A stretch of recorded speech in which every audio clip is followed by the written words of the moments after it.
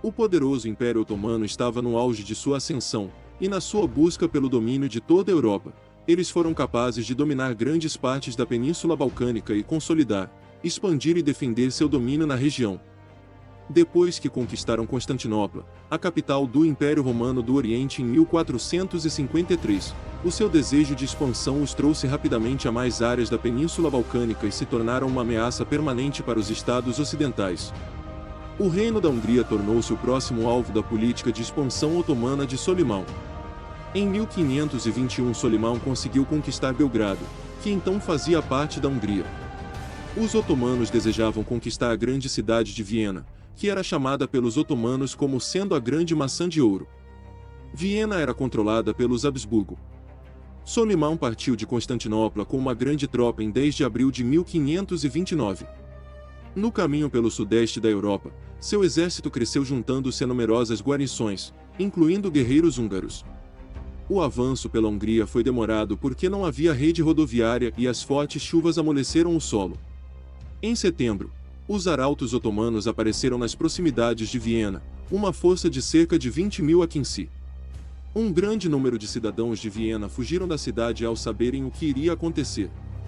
Viena foi defendida pela guarnição da cidade, e pelos remanescentes da milícia da cidade e vários milhares de mercenários alemães e espanhóis, incluindo uma centena de cavaleiros blindados sob o comando do conde palatino Filipe, que chegou pouco antes do fechamento do cerco.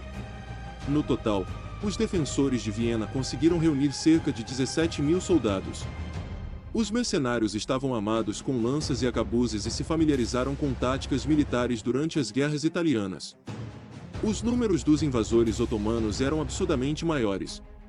Em 23 de setembro, os otomanos avistaram a cidade, que foi completamente fechada em 27 de setembro. Sua força armada era composta por cerca de 150.000 soldados. A parte combativa do exército compreendia cerca de 80.000 soldados otomanos e 15 a 18.000 soldados dos estados vassalos otomanos da Moldávia e da Sérvia. Além de vários cavaleiros, quase 20.000 janízaros formavam a força central. E ainda tinham os soldados pessoais de Solimão. O grão-vizir Ibrahim Pasha foi o responsável pelas táticas do cerco. O conde palatino Filipe desempenhou um papel essencial na defesa da cidade de Viena como comandante-chefe dos 2 regimentos de tropas imperiais da cidade. Na defesa, ele comandou a área da muralha da Torre Vermelha. Em 27 de setembro, Solimão enviou à cidade uma delegação com 2 cavaleiros cativos, que sugeriram a rendição da cidade. Os otomanos ofereceram a salvação da guarnição e da população.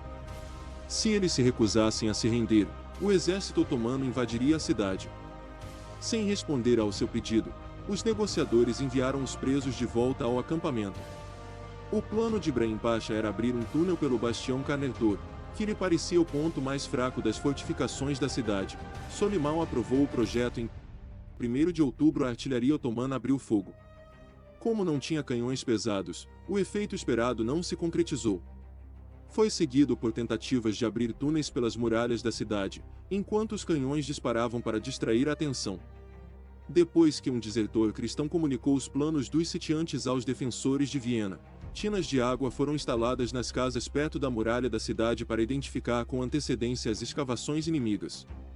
As ondas visíveis da água sinalizaram a aproximação subterrânea dos otomanos. A guarnição da cidade, reforçada por mineiros tirolese, cavou para enfrentá-los. Depois de um tempo, os mineiros otomanos foram encontrados. Batalhas subterrâneas eclodiram em que armas de fogo dificilmente poderiam ser usadas, já que os mineiros carregavam barris de pólvora com eles para cumprir sua missão. Nestes conflitos, os melhores defensores blindados ganharam a vantagem depois de um tempo, mas nem todas as minas otomanas puderam ser descobertas. Os atacantes explodiram várias brechas na muralha da cidade vienense, o que levou a uma luta feroz.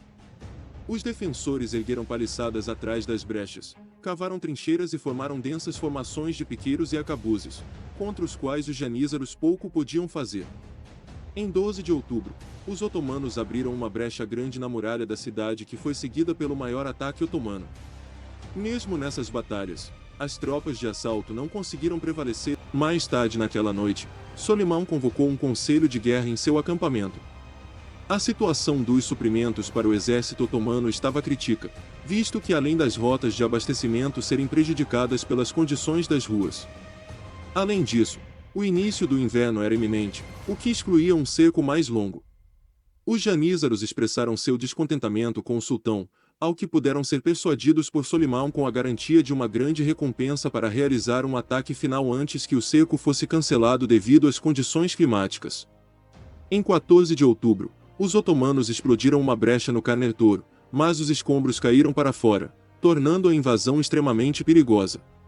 Novamente os defensores enfrentaram os otomanos e os derrotaram novamente em combate, de modo que os janízaros tiveram que se retirar novamente com pesadas perdas. A grande vitória sobre os otomanos trouxe segurança à capital dos Habsburgos por mais de 150 anos.